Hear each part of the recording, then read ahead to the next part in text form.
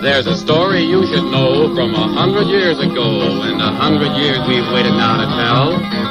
Now the Yankees come along, and they'll listen to this song, and they'll quake in fear to hear this rebel yell. And they'll quake in fear to hear this rebel yell. Yeah! Oh, the South's gonna rise again. Yeah!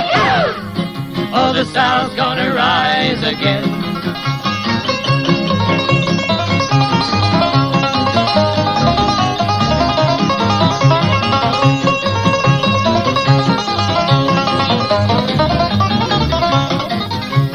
Robert E. Lee broke his musket on his knee, and 1,000 pieces shattered on the ground. But he looked up then, and he gathered up his men, and from his lips there came an awful sound. And from his lips there came an awful sound. Yeah! Oh, the South's gonna rise again. Yeah! Oh, the South's gonna rise again.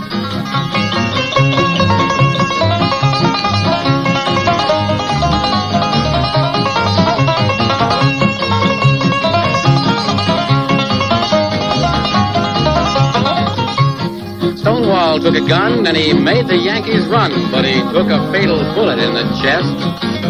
As he fell down dead, old Stonewall said, I'm a-giving you a dying man's request. I'm a-giving you a dying man's request. Yeah! Oh, the South's gonna rise again. Yeah!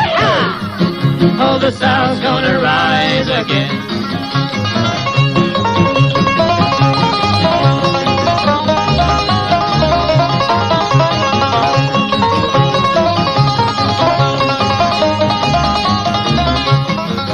Jeb Stuart spurred his horse, and the Yankees ran, of course, but there wasn't any powder for his guns. So he said to his boys, let's make a lot of noise, and we'll charge again and make them Yankees run. And we'll charge again and make them Yankees run. Yeah! Oh, the South's gonna rise again. Yeah! Oh, the South's gonna rise again.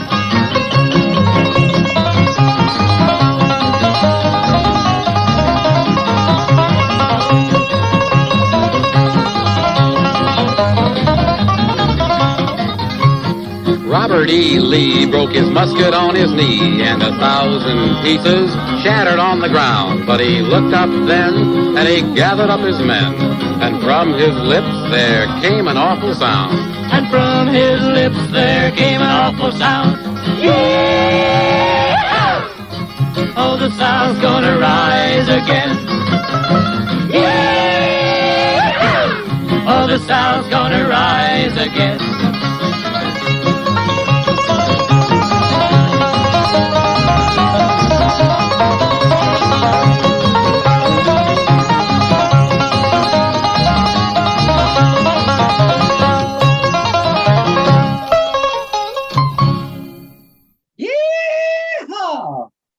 And the wood's gonna rise again.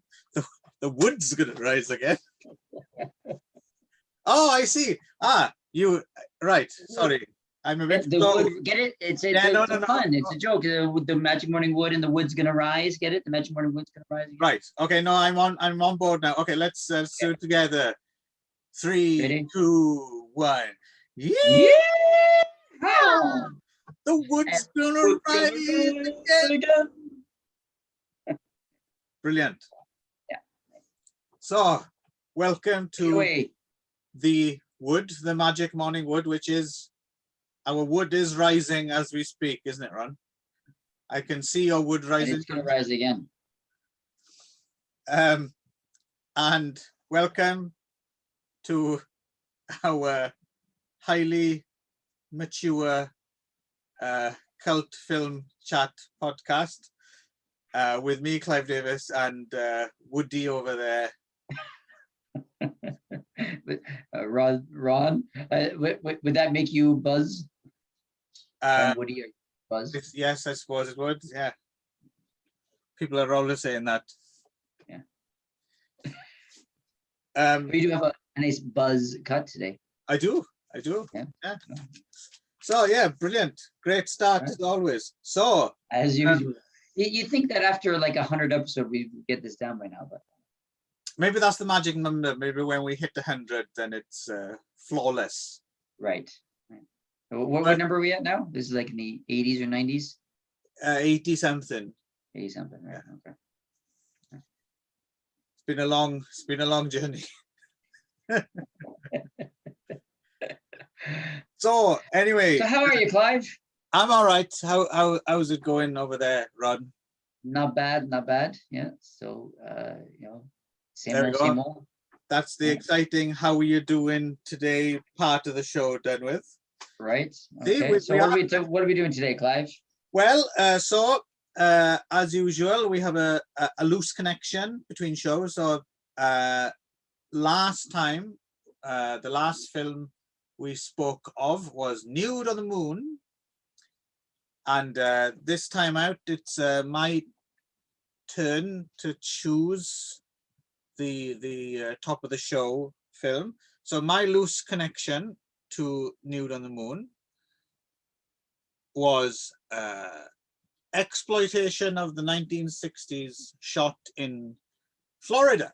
So back in the 60s, where there was a lot of independent film explosion across the world really, but specifically in this case in the United States, a bit of a hotbed of kind of regional activity was Florida. There was a lot of kind of interesting low budget stuff, nudie movies, exploitation movies, horror movies, a lot of stuff out of Florida. Can you speak to any particular reason why Florida was such a hotbed? Why Florida? I think maybe it had something to do with, I mean, certainly the filmmakers we're going to talk about today, I think more than anything, it had to do with climate. Like it was a place with lots of sunshine that you could film, and it wasn't already overrun by film people, I guess, like California would have been. And I don't know if they had some sort of, like Canada did back in the day with the tax shelter stuff, that they had tax breaks, maybe. There might be something there, I'm not sure. But in the case of, so today's first film we're going to be talking about is 2000 Maniacs! Exclamation mark. Exclamation point, yeah. I feel as if we've had a few exclamation marks recently, but here's another one.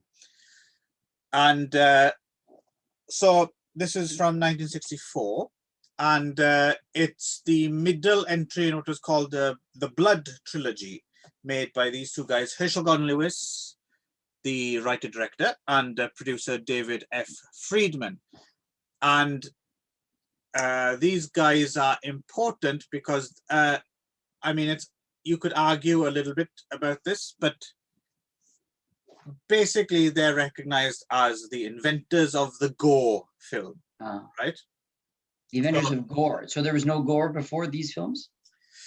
Well, I mean, this is, where fans can debate, and obviously you'd have had films with bloody scenes in, and different countries around the world, I suppose, had more acceptable levels of gore. I can think, for example, of a few Japanese films, for example, prior to this, that would have had gore scenes in, let's say. But I think, so the film they made prior to this, Blood Feast, that's also shot in Florida. That's kind of considered the first film whose very existence was to show gore. Like that was its raison d'etre, right? That's why it existed. Right. It was created just to show gore. And I think that's probably right. I can't think of another film pre-Blood Feast that was just designed as a vehicle for gory set pieces. Mhm. And certainly that's the perceived wisdom, is Blood Feast, and then followed by this 2000 Maniacs, and then another But one. Blood Feast really was the first real gore film. I think so. I mean, like I said, there's a few examples I can think of films with gore in. There's a Japanese movie, Jigoku, from 1960, which has some gore in it, which is actually gorier than anything in Blood Feast or this film. But the entire film wasn't constructed around those set pieces, right? Whereas with Blood Feast, apparently the story goes that Herschel Gordon Lewis and David F. Friedman, who'd been making kind of nudie films and nudist camp films mostly prior to this down in Florida, were just thinking, oh, what's a new trend that that we can start, what's something we can do that the majors wouldn't, so nudity would have been the one thing people had been doing for a few years at this point. What can we jump on? And they had a list of stuff apparently, and the one thing they seized on was gore. Why not just make a horribly gory film that was just about gore, and then sell it to the drive-ins? And then they made this film called Blood Feast, which I almost chose. I wasn't sure. I knew I was going to go for a shot in Florida exploitation of the 60s, and I thought, well, we've done Nude in the Moon, we've done the nudie side, I'm probably going to choose a horror thing, and it's probably going to be Herschel Gordon Lewis and David F. Friedman, because they were the pioneers. And I wasn't sure, am I going to choose Blood Feast or am I going to choose Tell? I thought, could go with Blood Feast because it is the originator. But then, So why did you choose this one? I chose this one because I think it's widely considered to be the most fun one. Okay. Blood Feast is not fun. I haven't seen Blood Feast, so can you speak of it? In retrospect now, and we'll get to it, I might have preferred to talk about Blood Feast. Actually, Blood Feast is fun, but it's I think this is I think I was also thinking about something that you might enjoy more. I think you thought that I would enjoy Blood Feast. I think there was a higher likelihood of you enjoying this. Okay. Over Blood Feast. What is it about Blood Feast you think I wouldn't have enjoyed? Well, I mean, I will get into this a bit more later, but like when I first saw these films for the first time, I think Blood Feast was, I've always liked Blood Feast, but Blood Feast was a bit more of a chore where, it drags, there's things that you have to sit through to get to the good stuff. Whereas so it was sort of like the originator of the gore film, where they had these ideas how to do these gore pieces, but then they didn't have a good idea of anything else in the movie. So it was just like some gore things threaded together with garbage. Would you say that? Kind of. I mean, over the years, Blood Feast has grown on me more and more. If for nothing else, the performance. So basically, Blood Feast is about this guy, Fuad Ramses III, who's a caterer, who decides to put on a blood feast for the god Ishtar, like a 5,000-year-old kind of feast for the gods. And he's played by this guy called Mal Arnold, who what an amazing performance. You kind of have to see Mal Arnold as Fuad Ramses III to appreciate it, but it's bad movie gold. Oh, really? Okay. Of his performance, yeah.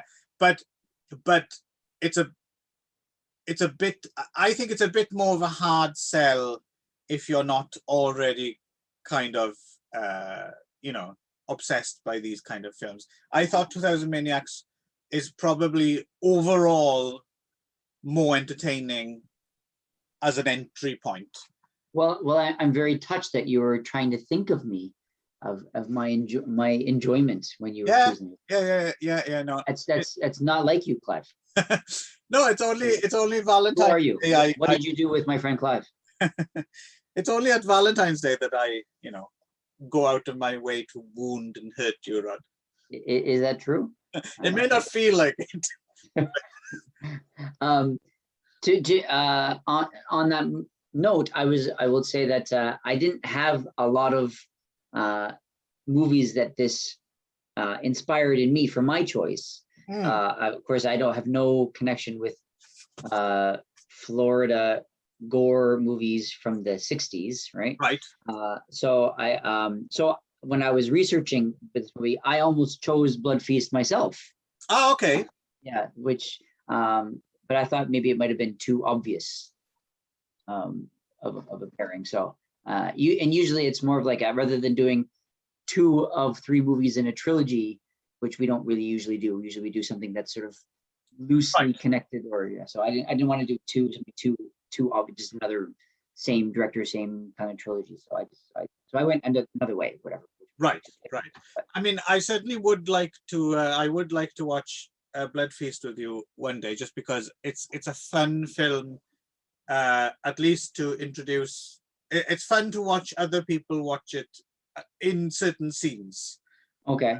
I have another friend who I introduced Blood Feast to, and actually ever since it's become a bit of a private joke for us to do really? Ramses III impersonations. So I see. Yeah. So I have a couple questions about the gore aspect of it. So if this was really, these were like the first gore movies ever.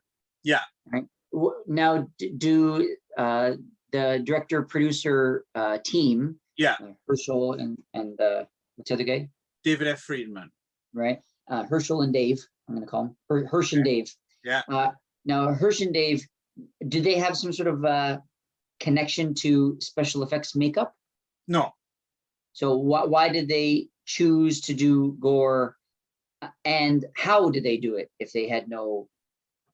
Well, I mean, I think the results speak to. I mean, they probably did as best as they could, right? I mean, I think they just seized on it because it just seemed like in retrospect, it seemed like the obvious kind of marquee grabbing thing that drive-ins were waiting for, right? I guess they'd already done the nudie thing, and hardcore hadn't come along yet. Right. So, what are the 2 things? It's sex and violence, right? So you've already got the sex. Let's So what was this movie and and Blood Feast and others like it? Were they successful? Oh, they were massive hits. Really? Oh yeah. They tell a story about Blood Feast. I can't remember where it was, but it had its premiere at some drive-in in the south somewhere, I think, and they were kind of, apparently curiosity got the better of them, and they decided, well, let's go and see how many people have gone to see it, and apparently lines waiting to get into the drive-in, like they were. Really? Yeah. Oh yeah, it was huge, and as a result, they decided almost immediately, well, shit, we got to jump on this. So they made 2000 Maniacs. Right.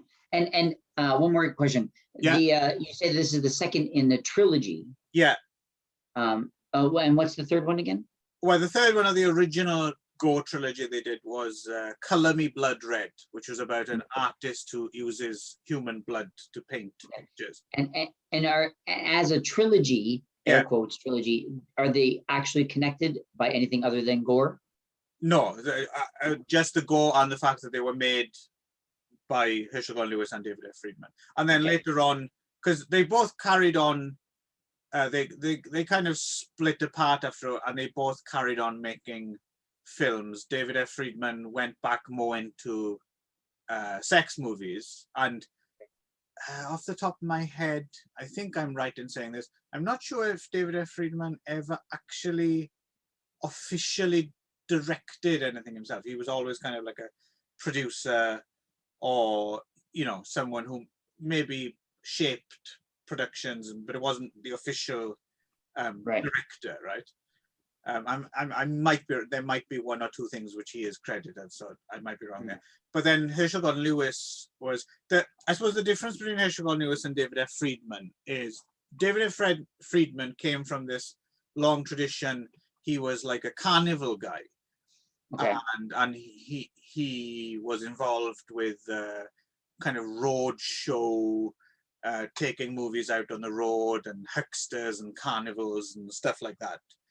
Whereas Herschel Gordon Lewis was more of a kind of from an intellectual kind of background as someone. David F. Friedman once said Herschel Gordon Lewis was like the smartest guy he'd ever met. Like he could probably watch someone do brain surgery and then do it. Like he was just, and he was always successful. He's died. They're both dead now, but Herschel Gordon Lewis was quite financially successful at almost anything he turned his hand to. He was just a kind of huckster in his own way, I guess, but from the straight world a bit more. Like David F. Friedman would say, Herschel Gordon Lewis was one of the smartest guys he knew, but he wasn't official. He wasn't with the show. He wasn't part of the. He wasn't part of the gang. He wasn't on the road. He wasn't a carny. He wasn't a true kind of that kind of guy. He was just. He was a poser. Well, he was just. I don't think he ever pretended to be. He was just there to make cash, and then he'd be on to the next thing, if you see what I mean. Right. But Herschel Gordon Lewis later on, without David F. Friedman, did make even more extreme gore films. I suppose the peak of them would be this one called The Go-Go Girls from 1972. And there's a really good one called The Wizard of Gore. And so there's a few more Herschel Gordon Lewis gore films out there, which are certainly worth watching for, especially if you're a horror fan, because they're really kind of important early, Which Herschel Gordon Lewis is your favorite? Maybe The Wizard of Gore, I think. Wizard of Gore. Which was remade as well, with starring Crispin Glover, actually. Okay. Because I like the concept of The Wizard of Gore is basically this stage magician who does things like, splitting the woman in half, sawing the woman in half, stuff like that.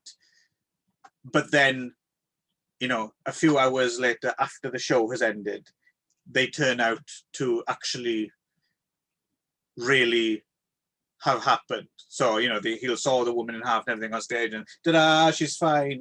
And then, later on she might be at a restaurant eating and suddenly she splits in half, or, so the concept it's got quite an amusing concept, I think. And so I think Wizard of Gore would be a good next film. That's probably the most entertaining, I think. Right. Okay. Most accomplished, because all these films were made on a pretty scrappy, low budget, and it kind of goes as well, right? So 2000 Maniacs is a kind of version of the. I believe you actually have to pronounce it because it has an exclamation point. So you have to actually pronounce it 2000 Maniacs. All right, I'll leave that to you then. Yeah. So the plot of 2000 Maniacs is kind of based on Brigadoon, I guess. If you're familiar with the musical Brigadoon. A little bit, yeah. I don't know. It's not. I don't know a lot of it. But I know of it, and I know basically the basic premise of it. So right, you probably know more about it than me because you're more of a theatre guy. But it's a musical, right? About a Scottish town that magically appears after 200 years. It's not always there. Yeah, it's like something like that. Yeah. So I think this is kind of a spin on that, right? Because I see. In 1954, I guess there would have been the big Hollywood musical version of Brigadoon, which probably would have, still been in people's minds. Right, right. So the spin they have on it is the southern town of Pleasant Valley is celebrating its centenary, 1865 to 1965. And in order to celebrate, they've kind of set up this road detour. So tourists end up in the town of Pleasant Valley off the main road. And the good folks of Pleasant Valley managed to get themselves 6 people, 2 car loads, 1 carload with a couple of couples in, and then another car with our protagonists, one played by Thomas Wood, aka William Kerwin, and Connie Mason, who's a woman who's picked him up. He was a hitchhiker, right? And right. they're kind of our main, they slowly kind of fall in love during the course of the film as well. They were also both the stars of Blood Feast. Oh, okay. Connie Mason was a Playboy playmate. Oh. William Kerwin was, you see him in a lot of Herschel Gordon Lewis films and a lot of stuff shot in Florida.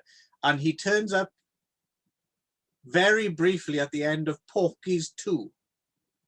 Oh, really? Is one of his credits as well, an older William Kerwin. I've always liked William Kerwin. There's a great short film you can find on YouTube. He made a few years before this, I think 1959 or something. He made this kind of educational short about how to carve meat called Carving Magic, which is just an absolute delight from start to finish. Okay. I highly recommend Carving Magic. He looked, I don't know about you, but he looked to me, he reminded me of Robert Patrick. Yeah, when I saw him, I was like, oh my God, is that Robert Patrick? But I was like, of course, it's not Robert Patrick. It's like, 30 years before Robert Patrick. But yes, I can kind of see, yes. I mean, I'm so familiar with him. He's William Kerwin, so I'm just thrilled whenever I see him on screen. But yes, no, I can see where you went. Something about the shape of the head. Right? Yeah, it's like, at first I thought it was Robert Patrick, but I was like, well, this can't be Robert Patrick. This is the 60s, so it's right. Okay. So yeah, so our main characters are welcomed to Pleasant Valley by the mayor, played by Jeffrey Allen, in full kind of foghorn leghorn mode, right? Welcome to our town, and we're going to have ourselves some southern hospitality, right? And it's all yee-haw!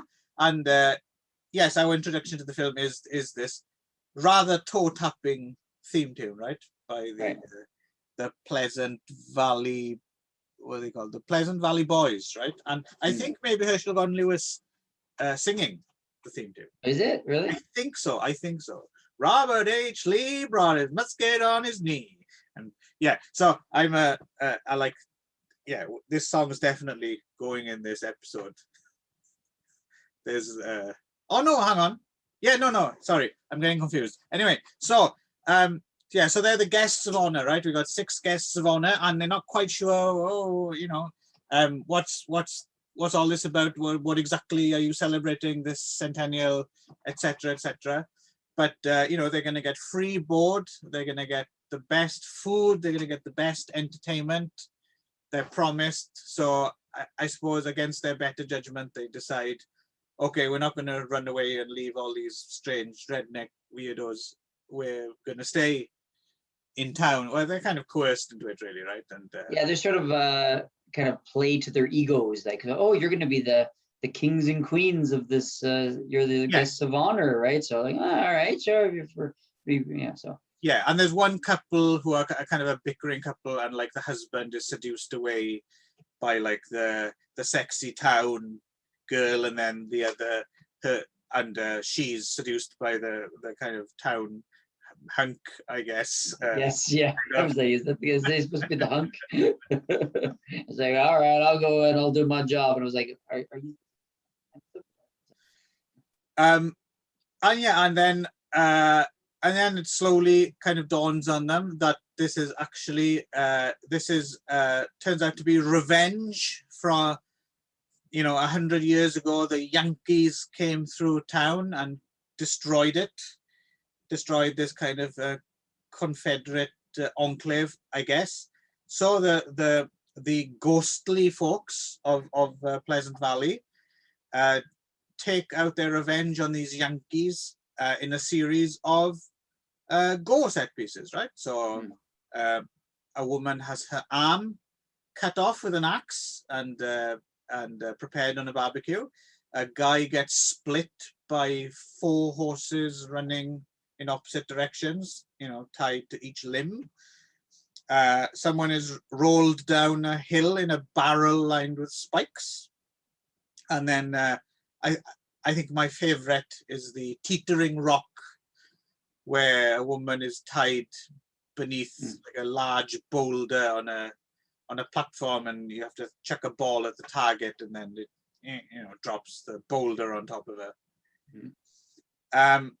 And then our 2 leads do finally kind of manage to escape, and then the big kind of reveal at the end is the town doesn't really exist. It suddenly disappeared off the face of the map, and I guess it'll reappear in another 100 years, right? And the Pleasant Valley have had their sacrifices for the year, right? Right. So, what did you make of 2000 Maniacs? Yeah. It was good fun.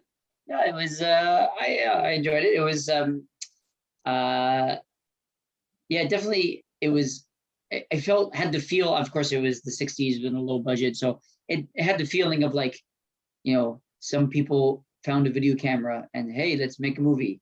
It was. Yeah, it definitely had the feeling of like this is very, very, very independent, low budget. Right. Yeah. So which is fine. It was like it felt like some teenagers with a video camera could have made it in their backyard. Kind of idea with.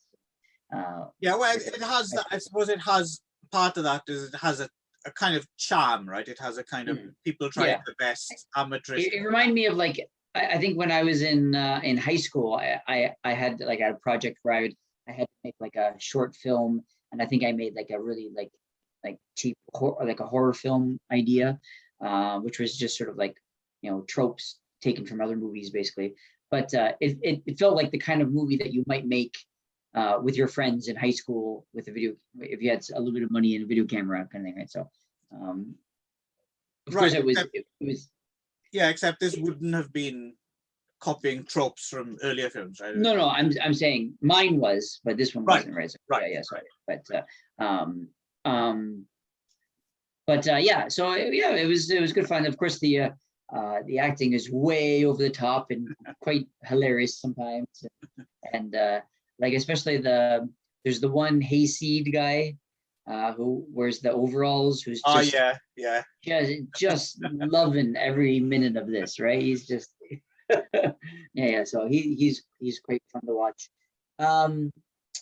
It was good fun. Yeah, and I didn't realize that it was like one of the first gore movies. So I thought the gore was fairly decent considering it was the '60s on a low budget, and so it was it was unsettling enough, despite the even by today's standards, kind of thing. So well, I'm glad you mentioned that, because I'll explain a little bit. I have a bit of history with this film, so it's always fun for me, and I was wondering how this would play with you. But I'm glad you mentioned the unsettling thing, because that's something I was I first saw this film, I think when I was 16, I think, something like that, and I'd read about it, and I'd read about Herschel Lewis, and being a young horror fan, you hear, the first gore films, and everything, and of course even then in the 90s that, you know, gore had been, you know, had been superseded, and I'd seen Brain Dead and stuff like that or whatever.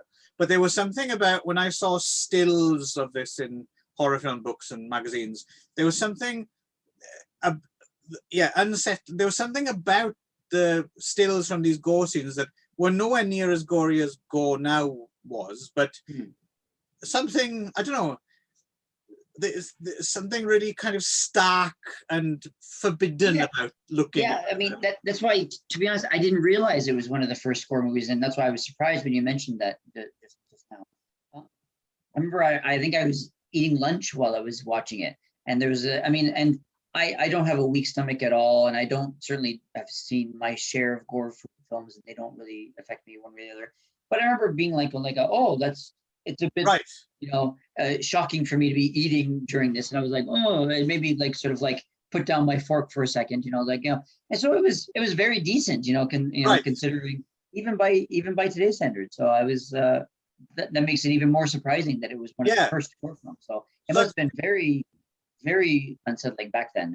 Yeah, no, it's very interesting and glad to hear that, because it did affect me like that, like 25 years ago or something, and it obviously still has that power to a certain,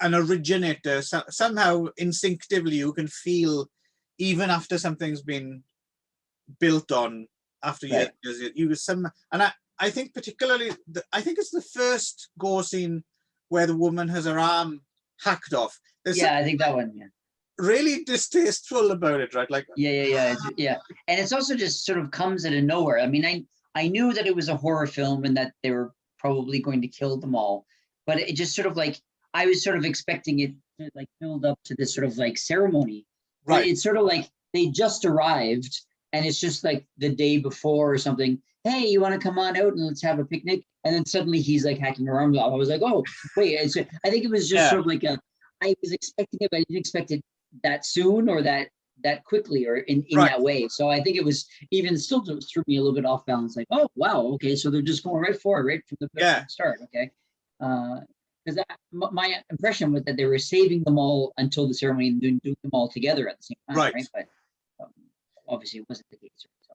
I think the other thing as well might be that I think if you think of early gore films, I think you kind of expect as well that it's going to be somewhat in earnest, and then as the genre progressed, black comedy was slowly kind of integrated.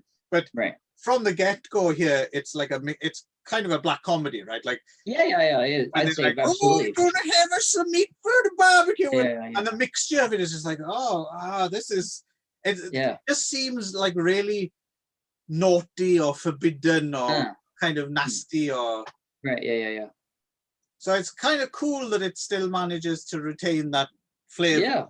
This many years later, and also as one of the first ones too, right? So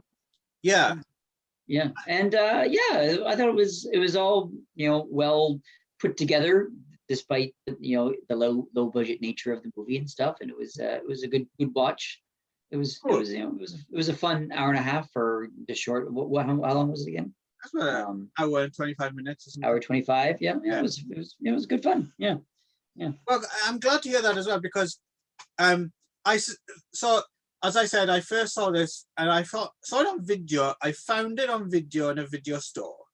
And the interesting thing is, I knew that this film had actually been banned in the UK on video. Oh, that's not strictly correct. Let me get my story. It wasn't an official video nasty, but it was one of those films, I think, that after the video nasties thing happened, never really reappeared on video. No one bothered to try and put it out again in its uncut form.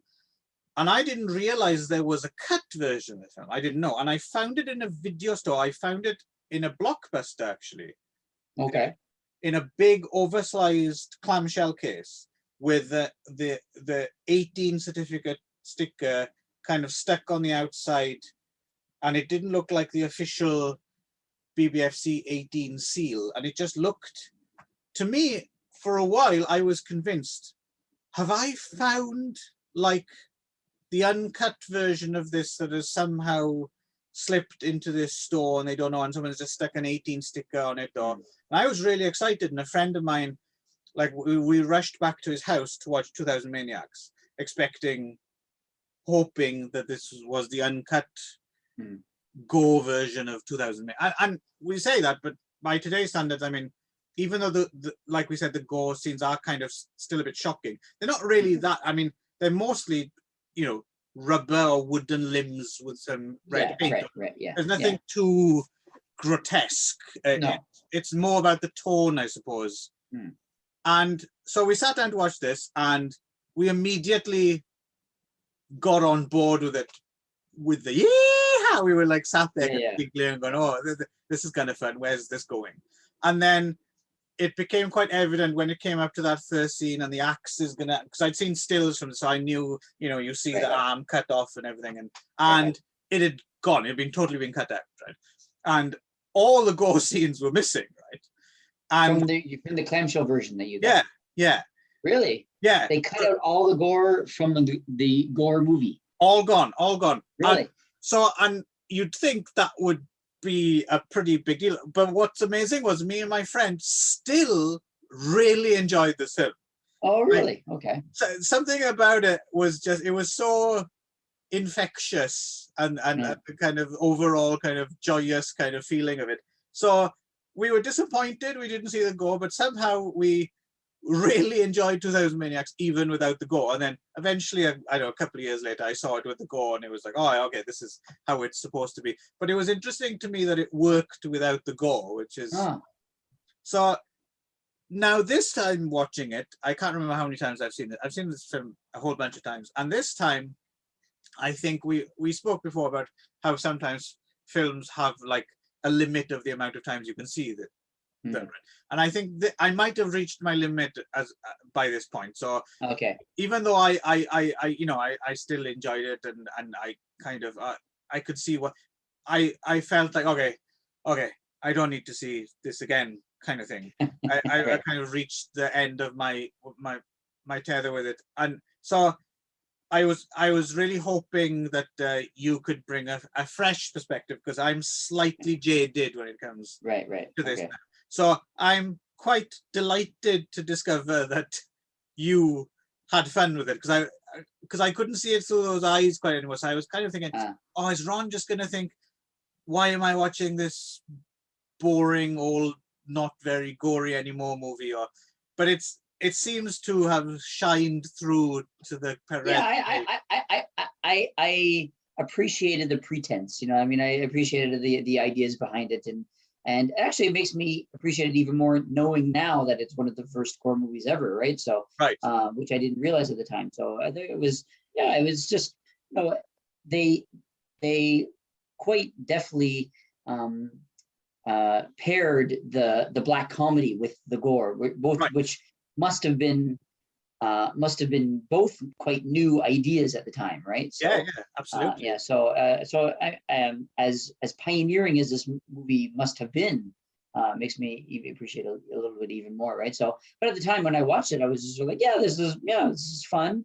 I don't know a heck of a lot about the Civil War, and that kind of the history of. I mean, I know, you know, the basic what everybody else knows, whatever, but were the specific ways that they chose, like the barrel and the rock and all this stuff, were they significant? Like, were they parts of the Civil War that they were referring back to, or were they just ideas that Herschel Gordon Lewis had, or something like that? That's quite a astute question, actually, which something I'd never thought of before, and there might be something to it, but I don't think. Why was it specifically 6 people? Like, I thought maybe there was some sort of significance to each of the things that I may be overthinking this, right? But it seemed like it was very thought of. There had to be 6 people, and it had to be a barrel, and it had to be this. Like, it seemed like they were very, like, they went, like, it could have just been anything. They could have just chopped all their arms off, right? But they had to do this whole device with the barrel, and the whole device with this, like, you know, tying their arms and having the boulder fall. So I felt like there must have been some sort of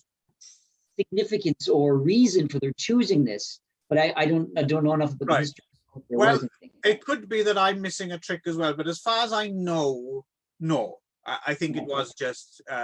But I suppose you could argue that each of the ways of killing, I suppose, could all have been done in 1865. I suppose they're all slightly old-fashioned, like rolling a barrel down a hill. Like I think that's probably a thing, isn't it? The barrel roll, that is a thing. Barrel roll, yeah. And I know like the drawn quarter, that was like an old thing That was like, a thing. and stuff, right? So, but like specifically like the carnival throwing a rock at the target to push over the boulder, that seems like quite like it seems very, not Civil War-y. It sounds more carnival-esque, you know what I mean? So I wasn't sure if there was some sort of like where did that idea come from? And like it seemed like it required a lot of setup and a lot of sort of like there would have been an easier way to do that if they had wanted just to get to the gore, right? I mean, so like why specifically? It seemed like a lot of shoe leather to get somewhere that they didn't, right? They could have gotten the same place, right? So I thought maybe there was a significance, or even like you were saying, like a callback to Brigadoon. If there is a callback to either Brigadoon or another could be similar like pop culture reference that it was referring to that we don't get nowadays. I haven't seen Brigadoon. I'm not familiar with Brigadoon either. But my guess, I think it's just unfettered imagination. I think it's just let's think of a cool way to kill someone. Fair enough. Yeah. So the other thing as well, I think the other reason that I might have chosen this over Blood Feast is a bit more like. Now I understand that they're having fun with it, but I think Blood Feast is a bit more. You're not quite sure. Do the filmmakers know how bad this is? Like how far in the does it take itself a little too seriously? Well, I don't think it does, but it's less evident that they know what they're doing than with 2000 Maniacs. I think 2000 Maniacs is, quite obviously self-parodic as well. Right. Whereas Blood Feast, that's a bit slightly more obfuscated because it's a slightly weirder and less accomplished in a way. So like by the time they got to 2000 Maniacs, I think they knew what they were doing a little bit more. And it's got a fun kind of conceit at its center as well, right? I think so. Right. Yeah. This was remade in 2004 as 2001 Maniacs, with Robert Englund in the role of the mayor, the Jeffrey Allen role, and there was a sequel to that as well, which I don't think I ever saw. The remake wasn't very. I mean, it was. Did you see it? Yeah, when it was new, I saw it, and it was just the gore was gorier. And the main characters were, there was a bit more kind of diversity to them. And I think they tried throwing in a few more outrageous modern elements, but it seemed more dated, I think, than this did, when it was new kind of thing. I can't even remember if the gore set pieces were particularly, fun.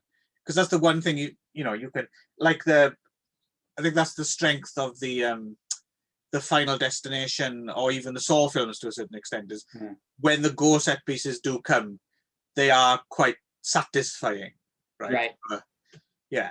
So I guess you could say 2000 Maniacs is a bit of a precursor to those films as well, where everything's built around the gore set piece, right? Like it's coming, but like the teetering rock thing as well is like they play around with it. They don't hit the target straight away, right? Right. Yeah, so there was a remake and a sequel. So it has, it I think it's still considered. It still has traction. 2000 Maniacs, right? It's still considered an important part of our horror. What was the lineage? So the sequel of the remake was 2001 Maniacs. Yeah. And what was the sequel called? 2001 Maniacs Part 2. I think 2002 Maniacs. 2001 Maniacs. Field of Screams, maybe I think okay. Called something like that. I don't believe I ever saw the sequel, so it could, it could also with Robert Englund. Can't remember. I think so. Could be a masterpiece, but I don't remember hearing much good about. And I wasn't mad keen. Oddly enough, now I'm kind of keen to see it. Right. Yeah. Well, that was another choice. I almost chose that one as my command because I was like, oh, we'll do a remake, but again, got two on the nose. So. Right. And I also thought that it probably was not very good. Right. Yeah. Well, perhaps they should do another one that's set in the future in 2065 and doing the 200. What would it be not the bicentennial? What would be the? You mean, bicentennial? Yeah. Is it bicentennial? Or is it bicentennial? Yeah. Okay. Bicentennial. Yeah, because 1976 was the bicentennial of the revolution. Right. So. Right. Okay. Yeah. So bicentennial. So yeah. So they should do that should be the next one. 2065. Yeah. 2003 Maniacs. Bicentennial. Sounds good. Yeehaw! South's gonna rise again. Well, it's interesting as well. I mean, I suppose the thing that this film kind of avoids, in a way, like you can imagine nowadays, if you were going to make a film like this, it would kind of set alarm bells off to a certain extent, right? Because there's nothing in this. They don't mention anything about slavery, for example, right? There's nothing about that in this film at all. I think they might, if I remember correctly, they might have played around with that a little bit in the remake. Because I think one of the Yankees, if I remember correctly, was a black character. And I think if you're going to have one of these characters as a black northerner, it would be weird if you didn't bring that in, right? Right. But just the idea, even though it's just a bit of fun and they don't mention that, you can't like if they were going to do a 2000 Maniacs remake now and the South's going to rise again and all that, that's a very different prospect nowadays. Yeah, right. Yeah. They'd have to tread quite carefully, I think. Yeah, and I think it would that this movie would bring out some real interesting characters that would probably be on the side of the Confederate people, I guess, right? So actually, I suppose you could argue, I mean, you could do a really kind of interesting, like if you mash together this, but get someone like Jordan Peele or someone to make it, but to bring in all the socio-political baggage and history and stuff as well. I mean, I don't know if that would be considered too flippant a way to deal with you can imagine if someone smart was to do it, you could come up with something quite interesting. Yeah, you could probably make a real interesting satire or like comment on history and Jordan Peele, if you're listening, there's your next project. I'm sure he is. He hasn't got anything better to do, is he? He's our biggest fan. So, I guess I don't have that much more to say about 2000 Maniacs other than I'm glad that you enjoyed, because I felt I couldn't quite bring the enthusiasm of the enthusiasm I've had in the past for it. So I'm glad you're almost like carrying the torch here. Like I mean, I don't feel like I don't feel a need to watch it again, to be honest. I'm not sure I ever will. But it was a good watch. It was a fun watch for what it was. It wasn't a slog for this one. Well, it's interesting as well. I think, does it kind of pique your interest a little bit to maybe see Blood Feast or other kind of gore film? And so when and that was why I was originally going to choose it, but I thought maybe not. But it does pique my interest to see more. I mean, just even reading up a little bit on Herschel Gordon Lewis made me interested in him and his movies a little bit. So we may get around to them again. Yeah. Oh no, I think Herschel Gordon Lewis will probably crop up again in The Magic Morning Wood. I'm almost certain of that.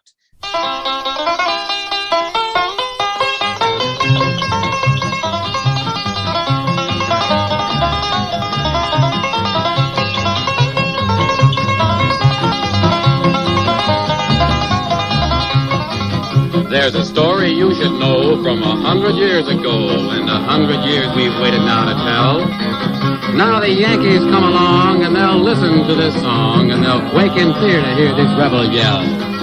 And they'll quake in fear to hear this rebel yell. Yeah! Oh, the South's gonna rise again.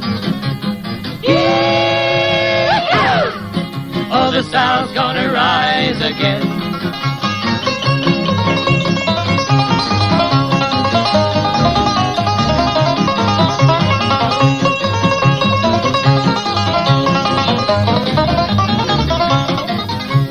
Robert E. Lee broke his musket on his knee, and 1,000 pieces shattered on the ground. But he looked up then, and he gathered up his men, and from his lips there came an awful sound. And from his lips there came an awful sound. Yeah! Oh, the South's gonna rise again. Yeah! Oh, the South's gonna rise again.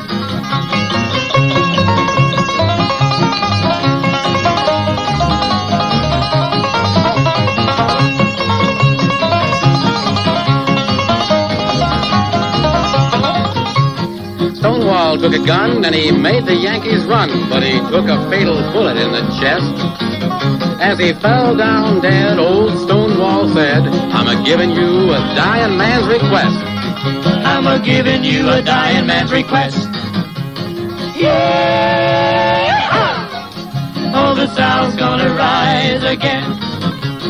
Yeah! Oh, the South's gonna rise again.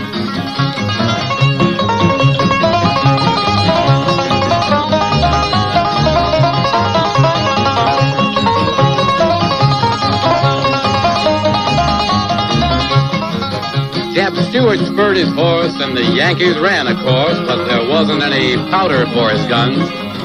So he said to his boys, let's make a lot of noise, and we'll charge again and make them Yankees run. And we'll charge again and make them Yankees run. Yeah! Oh, the South's gonna rise again.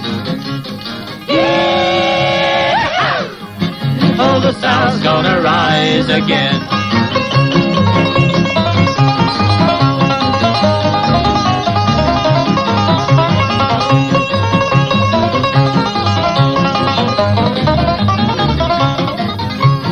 Robert E. Lee broke his musket on his knee, and 1,000 pieces shattered on the ground. But he looked up then, and he gathered up his men, and from his lips there came an awful sound. And from his lips there came an awful sound. Yeah! Oh, the South's gonna rise again. Yeah! Oh, the South's gonna rise again.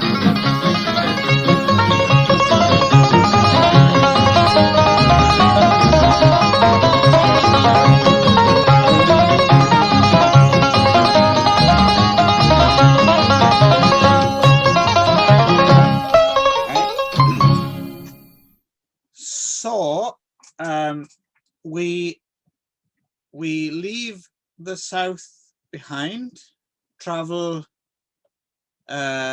northwest, not too far, to the exotic streets of Baltimore for your companion piece, Ron. So what Right. did you choose? So before I talk about that, I just wanted to say that I was thinking, on this podcast, we've done a lot of very interesting or kind of strange or notable works, I think. Uh-huh. But I think this particular episode of the Magic Morning Wood needs a subtitle. Okay. Okay, so this episode 80 something, can be subtitled "Batshit Crazy." Okay. So between the Herschel Gordon and my choice, I think it was a companion of batshit crazy movies, I think so.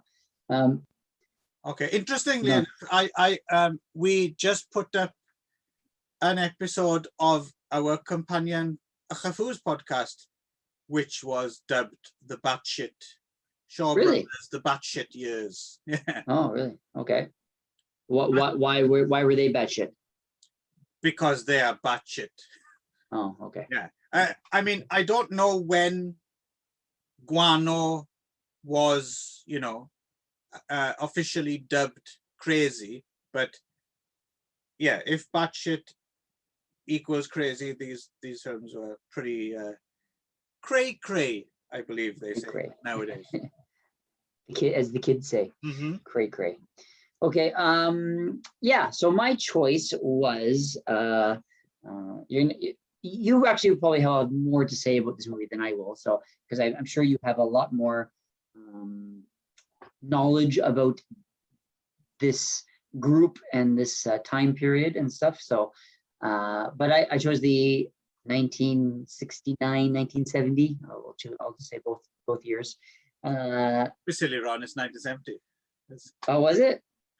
Well, I mean, it's it was filmed like November, December, 60. By the time it's put together, No, 69 then, right? it's firmly in 1970. Oh, okay, sure. I can't follow your logic on any of these things. So, Right. It's anyway, another popular part of the show, though. So well Okay. done for bringing it up. People love our discussions about. Yeah, I'm sure they do. Okay. Anyway, the 1970 movie Multiple Maniacs, Right. written and directed by John Waters, Yeah. starring Divine, his muse, I guess you could call her. Yeah. Yeah. Or is Divine actually like a? It's not a. Divine is still a he, right? It's not a. Yeah. I don't know how to like tread into like thin ice on this stuff, right? So No, I don't know. He's not. in- Divine is not transgender, right? Divine is No, just a No, cross-dresser. Glenn Milstead was a man who performed in. I don't think he even wore drag when he wasn't working. It was just Okay. John Waters mentions it was his work costume basically. Right. Okay. Yeah. No, he didn't identify as a woman. He was just a gay man who dressed in drag for the movies. Right. Okay. So Divine and David Lockery, is that pronounced it? I Lockery? believe so, yeah. Lockery.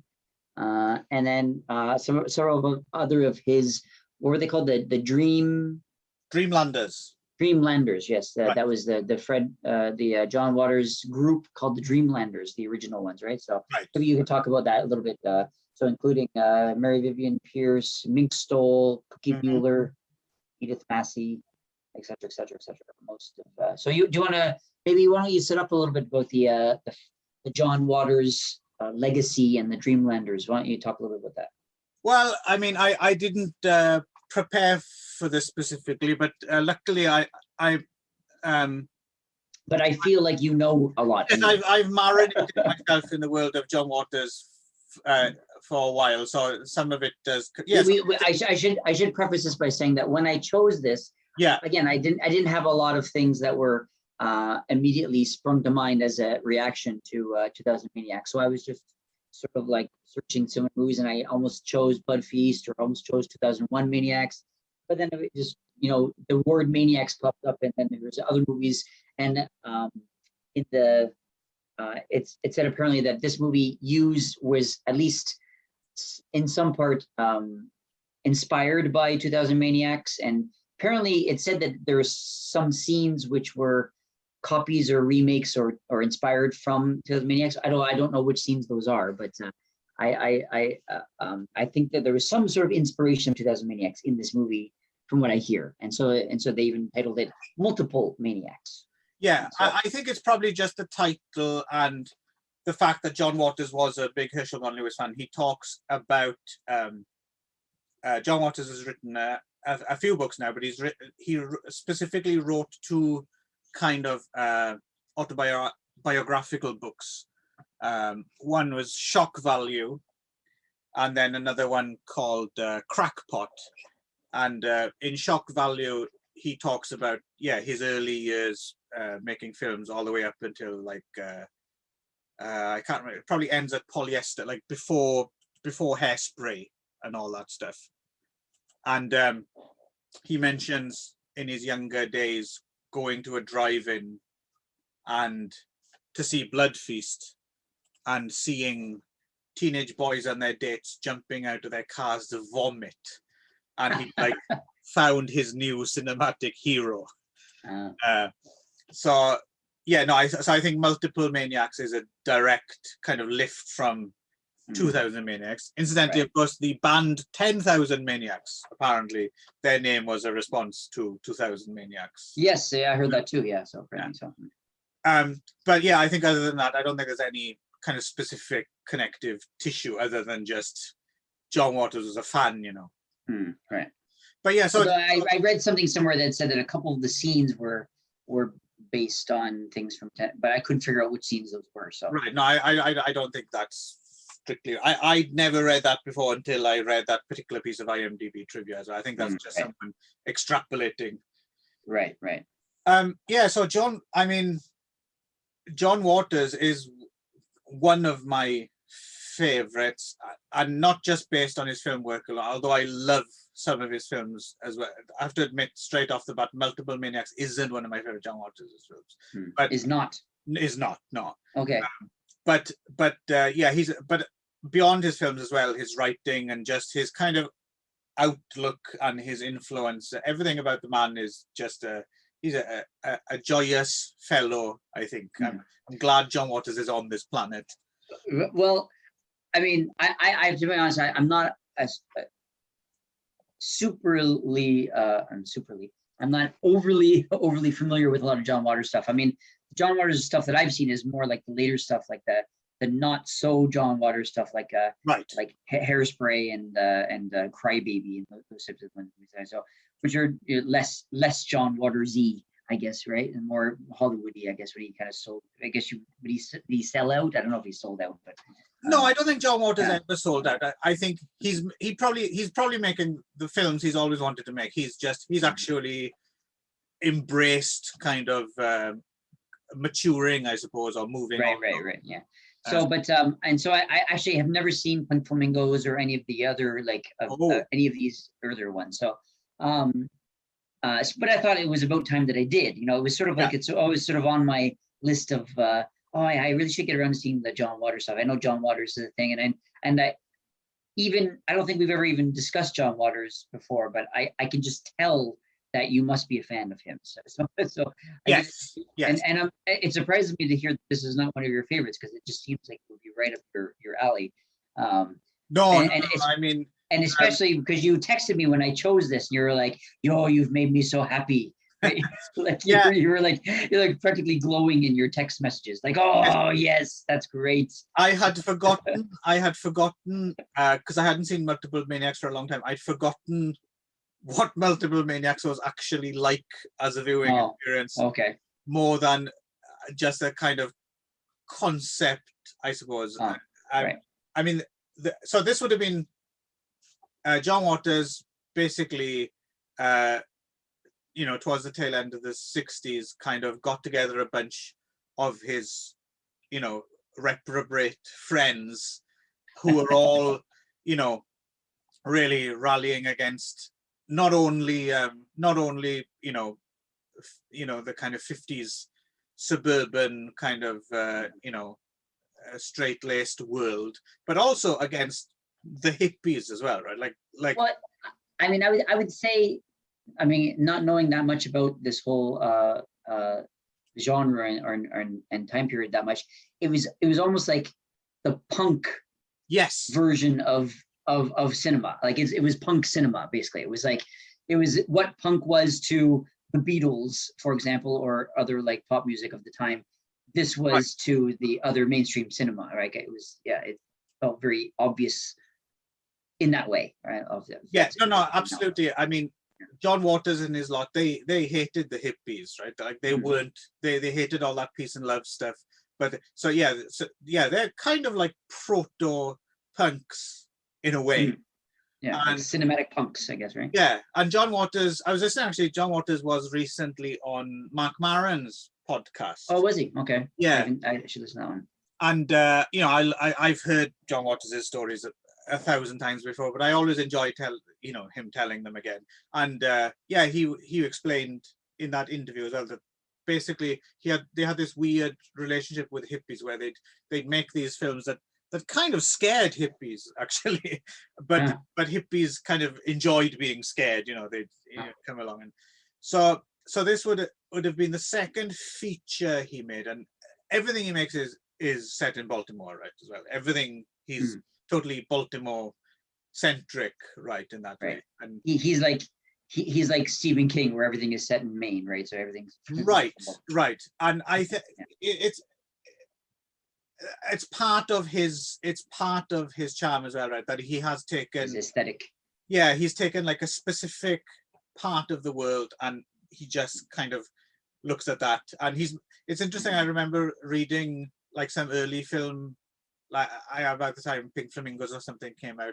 Some film reviewers who are clued into John Waters were like saying, "Oh, Baltimore's become as as exotic to us as the Sahara or Morocco or something into the films, just through his films." And so yeah, he'd made a bunch of short films, some of which you can see, some of which you can't see, and then his debut feature was Mondo Trasho, starring Divine, and obviously he had this group of people who were retroactively called the Dreamlanders, which was his kind of stock company, right? Right. Sadly, a lot of them are dead now. Divine's dead. Yeah, a lot of them had overdoses and. Yeah, David Lockery's dead. Edith. Yeah, I was reading a little bit about David Lockery, and he died. He was on. Did you hear about how he died? I looked up his death. He was on PCP, right, and then just sort of passed out on a broken glass, and then just bled to death. Yeah, it wasn't pleasant. What a horrible way to die. Yeah, because he was before. But it seems very appropriate, right. for the punks of of that time, that time. Right before Divine came along, I think John Waters talks about David Lockery was like his leading man in a way. Right.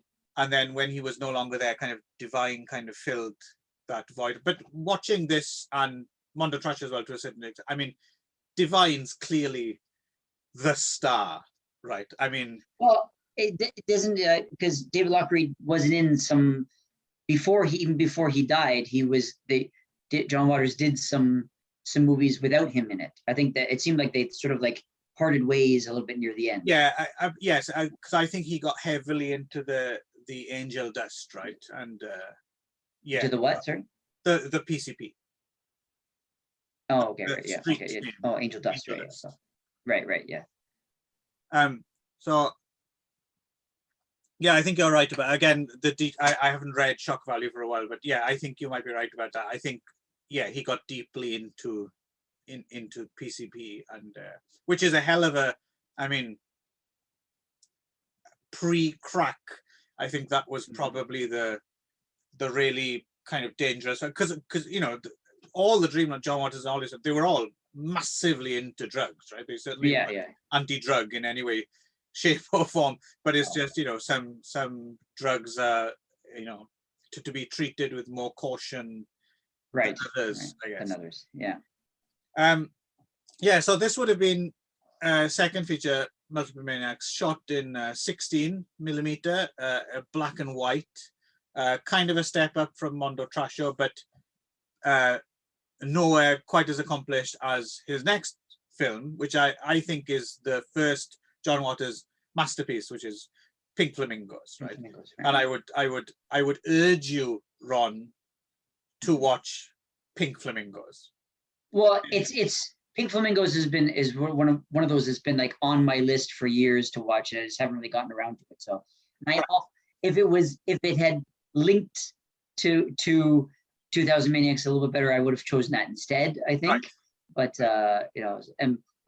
I'm not sure if I want to choose it for the next episode and do another John Waters, but anyway, but I'm sure we'll get around to it at some point. Yes, I'd be happy to talk about Pink Flamingos. I love Pink Flamingos, and I think if if Multiple Maniacs is, I'm guessing, we'll get to it, but I'm guessing if Multiple Maniacs is maybe not quite satisfying or slightly confused you as to, is this what John Waters is all about? Is this, I would urge you to put that out of your mind and just almost forget about it. Pink Flamingos is ground zero, really. Right.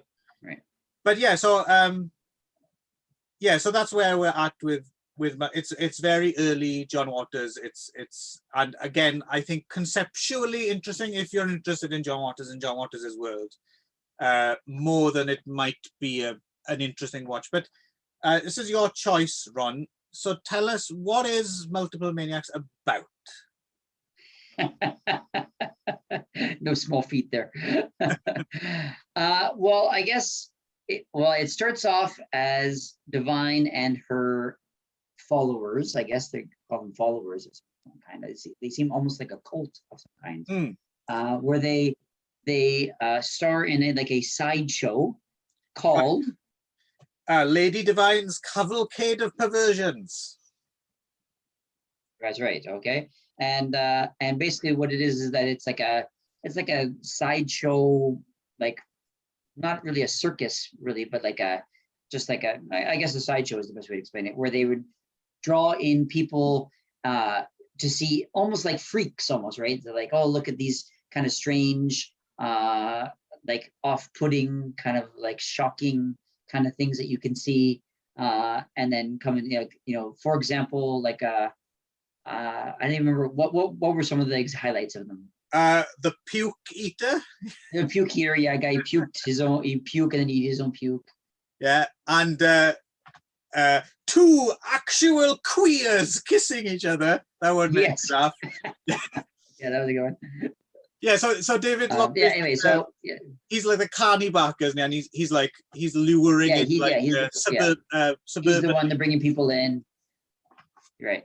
And so Divine is sort of the star of the show because it's Lady Divine's Cavalcade of Perversions, and so she, first time we see her, is her the correct pronoun to be using at this point? I don't know, because it is supposed to be a woman, right? So, actually, that's quite an interesting question because I don't think he was ever no, I think it's him actually. I don't know. I remember. I don't even know. Was it because Divine has a daughter, and the idea is that it's supposed to be that it was a proper woman, right?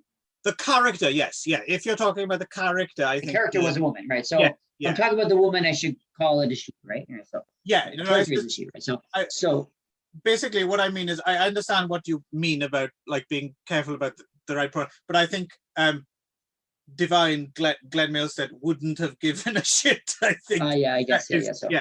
And I remember. But we're talking about the character is a she, right? The character, she, is meant to be a proper woman. So right. So she, the first time we meet her, she's completely naked and refusing to go on because she's so over this shit, and you think she's just a bit of a diva, and then it turns out that she finally goes on, and it turns out that the whole thing is just like a scam where they just all the people, all the audience, they just tie them up and steal all their stuff, and then they just randomly kill some of them, right? So she shoots one of them randomly and stuff, and it's basically like, and so then they're just these like psychopaths going on this almost like robbing, killing spree, but they have not been caught or even hunted at any point, right? Which is part of the suspension of disbelief in this movie, part of it, which is that they're supposed to be going on this sort of like she's killed apparently multiple policemen and multiple people, but there's no like manhunt for her or anything like that. Right. It's just sort of like a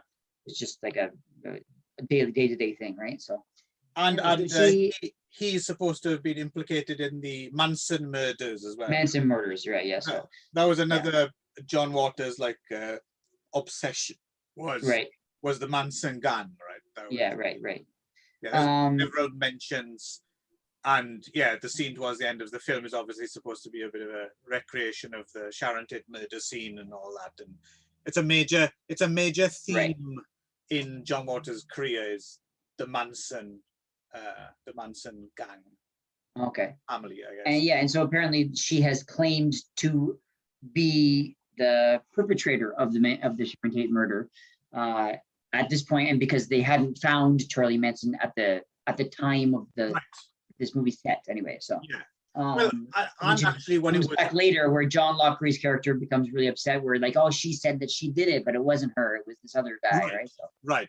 Yeah. No, it's interesting as well because at that time, just to put it into context, they genuinely hadn't found out who had done it yet, right? So I think it would have been considered particularly kind of tasteless and kind of fucking with people's heads to make, to allude to the fact that, these, because people were wondering, who the fuck did this, and there were rumors that yes, it was some kind of crazy. So when they were filming it, they didn't know, and then as filming went on, then they found out, because they do talk about, but it's funny because they don't talk about it being Charlie Manson and like the Manson family. It's about like these two girls and a guy. They talk about it or something like that. They talk about the people who actually did it rather than Charlie Manson himself.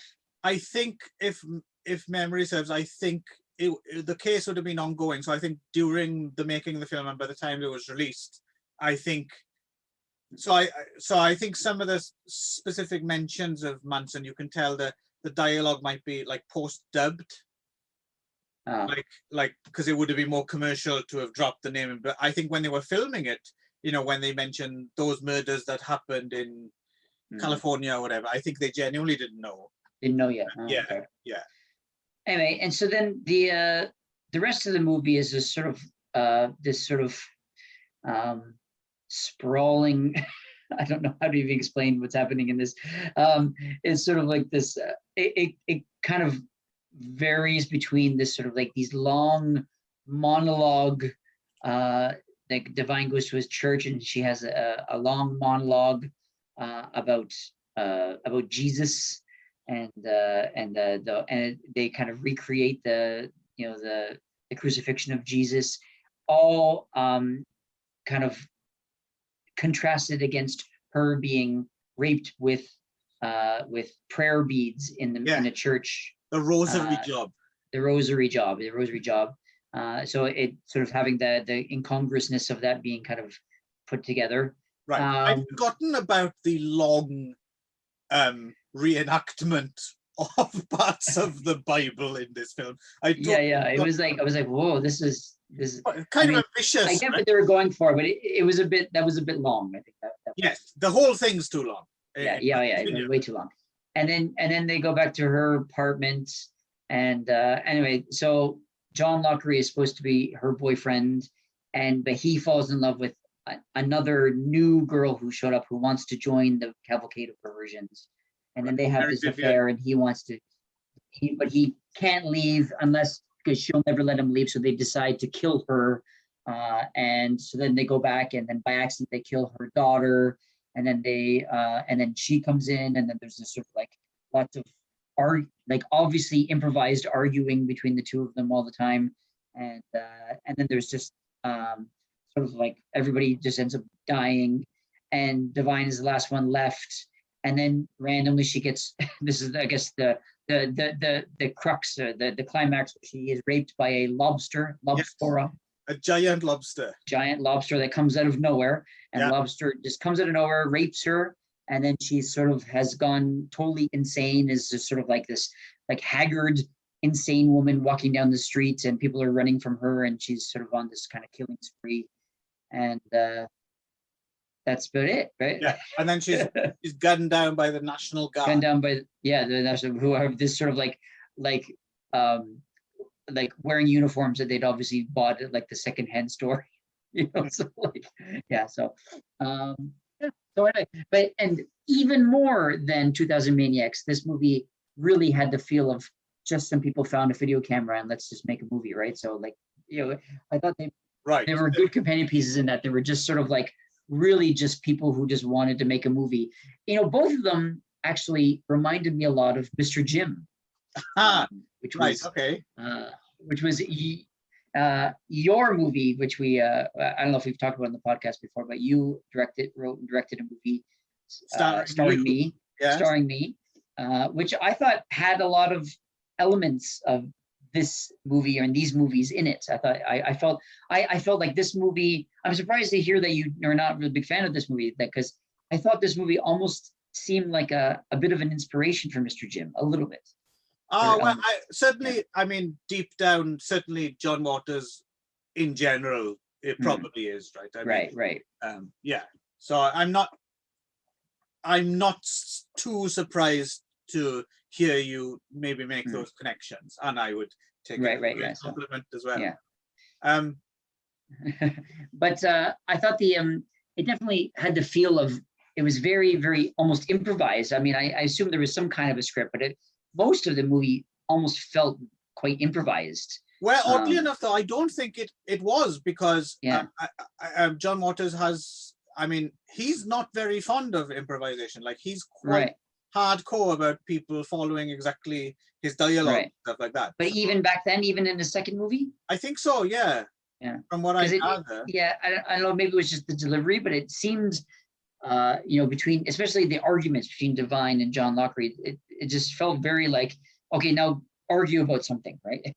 Right. Just get it. And they would just go on and on and on about something, whatever. So it's a very verbose, talky film, isn't it? Yeah, it's very, a lot more than I expected it to be, right? Yeah, so and I think that's something he fixed with Pink. I mean, to a certain extent, that's remained in John Waters's. Like, I think he really likes long, kind of flowery prose, where he likes things maximalist as much as you can on a low budget. But I think he managed to lean it in after that. This is like just non-stop barrage of talking, to the point where it's kind of on the edge of being quite irritating at times. Right? I mean, there are moments which were, despite the fact that it was that there is a woman raping another woman with her rosary beads in a church. Yeah. It was borderline boring at some point, right? It was like, I mean, how could you say that? That front of the scene was boring, but it was just the fact that it kept going on and on, going back and forth to Jesus, and I was like, I really don't need to see this much Jesus stuff. It was like, it was. Yeah, he hadn't. Yeah, it was, and then. He hadn't. And the arguments would just go on and on and on. So, but anyway. No, I don't think he'd quite found his method yet, or his voice, or he hadn't honed his craft. And Pink Flamingos is just, finally, it's like, now this is it. He's distilled like all, because there's stuff in here which, yes, because it's mixed in, especially now, 50 years. And by the way, for me, the fact that there's now not just a Blu-ray version of Multiple, but a Criterion. On the Criterion, that just blows my mind. That's just I thought so. I was like, wait a second, this is a Criterion collection? It's like, I mean, he's been around long enough to become respectable, right? I guess so. Yeah, but if you think about it, there is stuff in here that is kind of, I mean, there's like a scene of a guy shooting up on a church altar. I mean, that's a genuine church altar that he's shooting up on. And the rosary job scene is in a real church. In a real church, yeah. So there's a lot of obvious button pushing stuff, and talking about Manson girls, and it's just it doesn't divide. Even the cavalcade of perversions was obviously meant to. Yeah. But that's slightly more. I think the cavalcade of perversions is one of my favorite scenes, just because it seems more knowingly ridiculous. Like, the two actual queers kissing each other. And stuff like that, I appreciated, like, when it was like exterior shots with he's the barker trying to get people in, and you can see the tent, and the tent is quite obviously like enough for one person, and you can see the chair. And the tent is quite obviously only big enough for maybe two people to fit in. And then it was the interior shots, it's this giant big top, right? Right. I thought that was quite funny. Yeah. Shot in his parents' back garden, I think. Yeah. So there's a very much the feeling of, some kind of naughty school kids kind of trying to get away with, just being naughty and, censor baiting and parent baiting. And so it doesn't feel, in a way, it doesn't feel properly dangerous or transgressive, or it's just, you know, it's just some kids being naughty until they're told, you know, told Yeah. off and go to bed. Yeah, that's what I said. It had a feeling even more than the other one of just like almost high school kids with a camera. Like let's just see what we can do with this, kind of like just pushing buttons for the sake of pushing buttons. And and somehow it becoming a Criterion collection. Yeah. And I suppose So, in this, considering how I agree with you, large parts of it are actually just kind of boring and borderline irritating at times because people don't shut up. I think it's something to do with one of the reasons it gets away with it. There's something about the Baltimore accent which is less annoying than other accents. There's something about hearing someone say asshole in a Baltimore accent which is kind of quite charming. I don't know. If you just said asshole, but it's like asshole. Every time someone says fucking asshole, I found myself enjoying that for some reason. So there's something. I mean, it wasn't all bad. I mean, there were definitely some things to enjoy this movie. I enjoyed the pure shock value of what they were trying to do. Yeah. I enjoyed it. It was interesting, and it definitely, as a first John Waters movie, right, of that kind of era, it was sort of like, oh, okay. I knew that he was all about kind of like the shock value a little bit, like, right. I knew that generally what he was sort of known for, at least at this time period. And so it was interesting to me to see kind of what one example of that was, right? So, right. I do like Lobster, and definitely, I have to say. And Lobster is definitely you can't do. Yeah. Do you think Lobster, I mean, again, might be diving too much?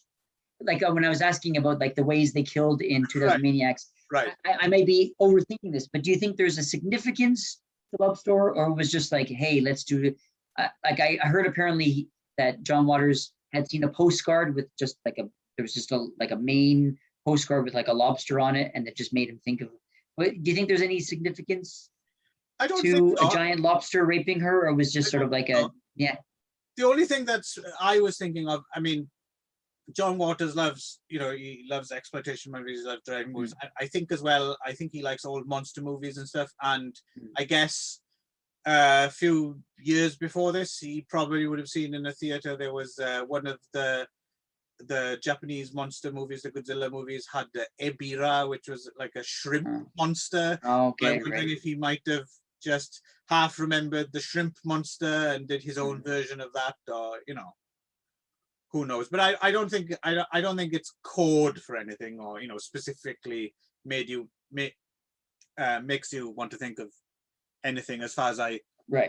But I was just finish up the thought. I was just going to say that as borderline potentially irritating as this film is, it says a lot to the charm that it does have, that you still feel a certain amount of goodwill towards it.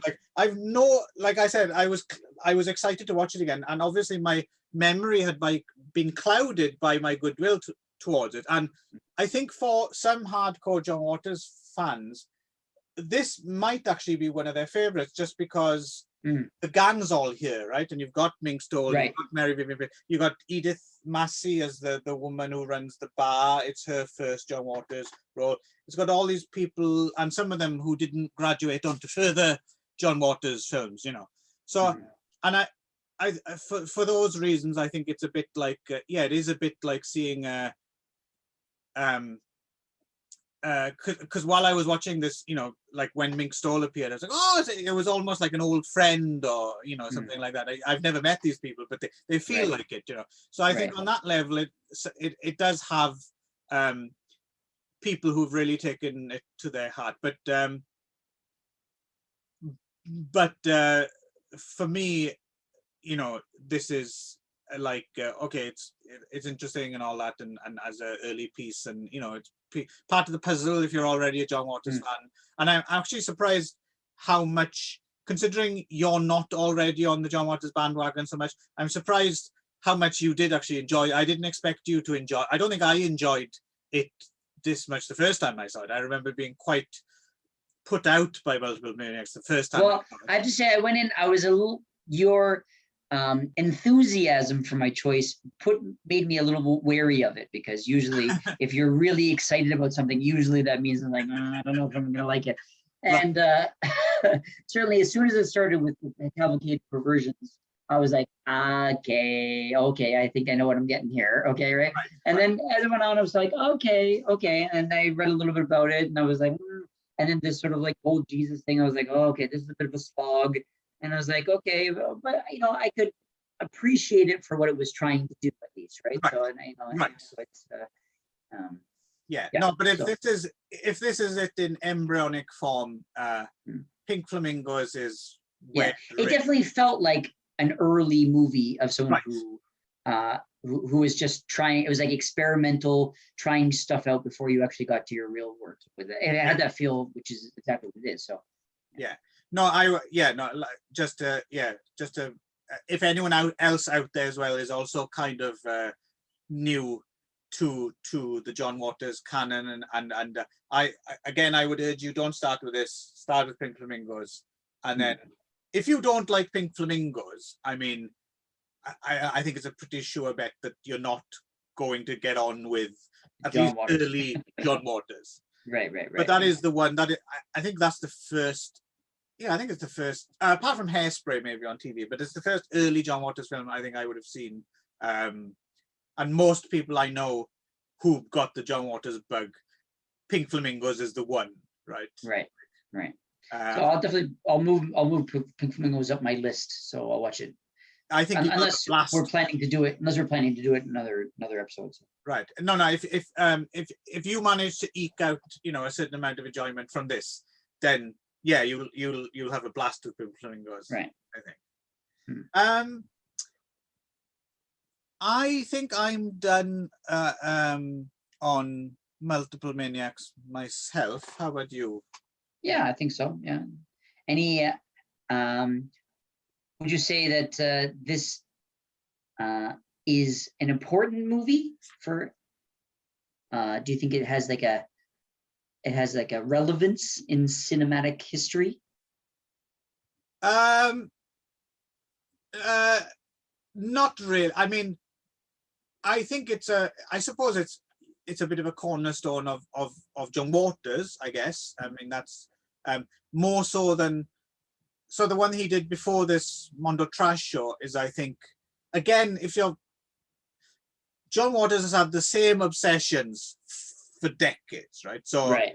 So everything is in embryonic form in these films. Go back. I haven't seen Mondo Trash for a long time, but again, there's a lot of. So I suppose if you're fascinated by John Waters, and you just can't get enough of seeing his gang, then yes. But I think beyond that, no.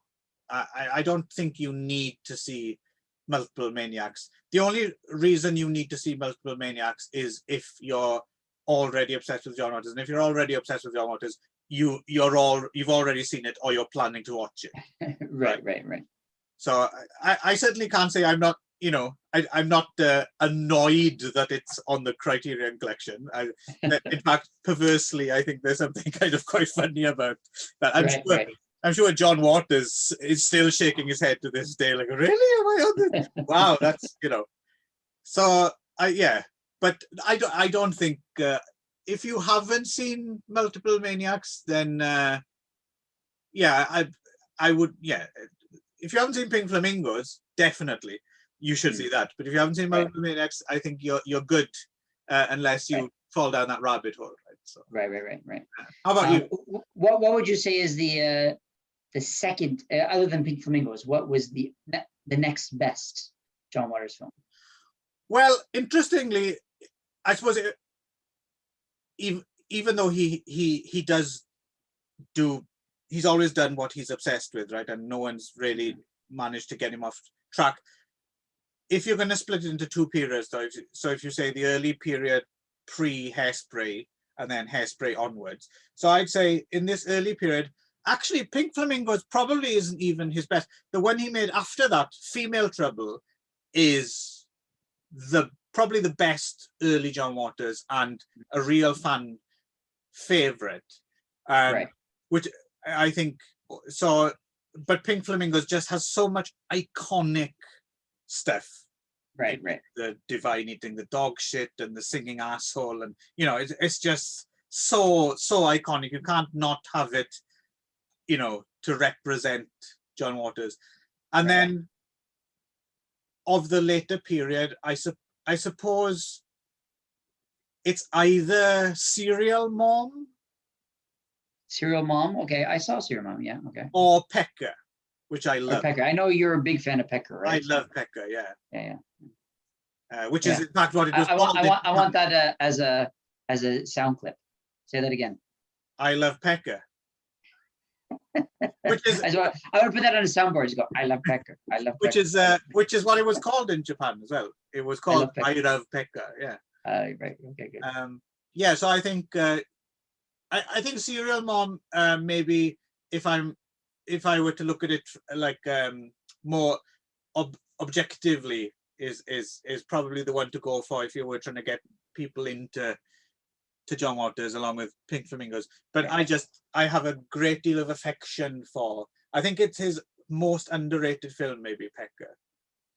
Yeah. Yeah, I do adore Pecker. There you go. There's another one for your soundbite collection. Right. Shall we wrap it up here, Ron? Okay. Yeah. Unless let's wrap up our Pecker. Yes, let's wrap up our Peckers. Put them away. Until next time. Until next time. Yeah, you've been listening to Clive Davis and Ron Scott. In the Magic Wood. And we'll promise to be even better next time. Yeehaw! The wood's gonna rise again. Yeehaw!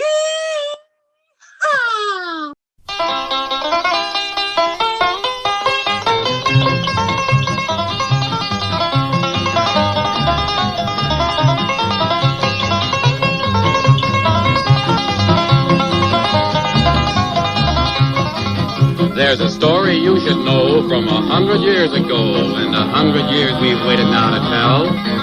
Now the Yankees come along, and they'll listen to this song, and they'll quake in fear to hear this rebel yell. And they'll quake in fear to hear this rebel yell. Yeah! Oh, the South's gonna rise again. Yeah! Oh, the South's gonna rise again.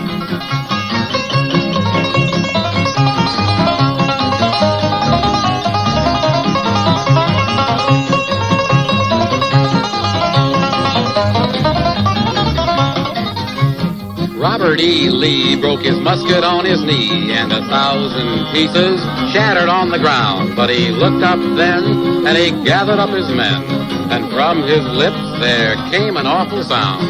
And from his lips there came an awful sound. Yeah! Oh, the South's gonna rise again. Yeah! Oh, the South's gonna rise again.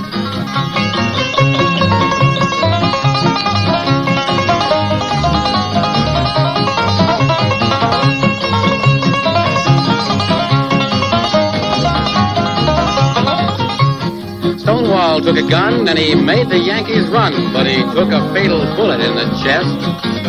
As he fell down dead, old Stonewall said, I'm a-giving you a dying man's request. I'm a-giving you a dying man's request. Yeah! Oh, the South's gonna rise again. Yeah! Oh, the South's gonna rise again.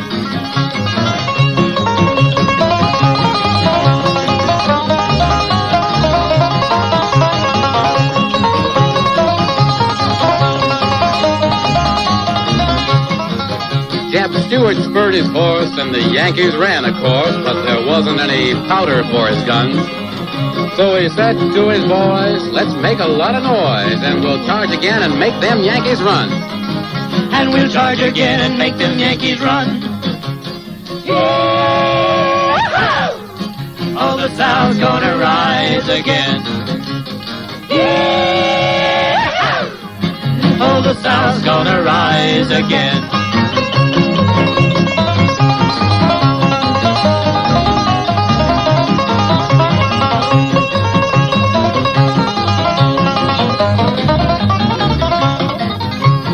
Robert E. Lee broke his musket on his knee, and 1,000 pieces shattered on the ground. But he looked up then, and he gathered up his men, and from his lips there came an awful sound. And from his lips there came an awful sound. Yeah! Oh, the South's gonna rise again. Yeah! Oh, the South's gonna rise again.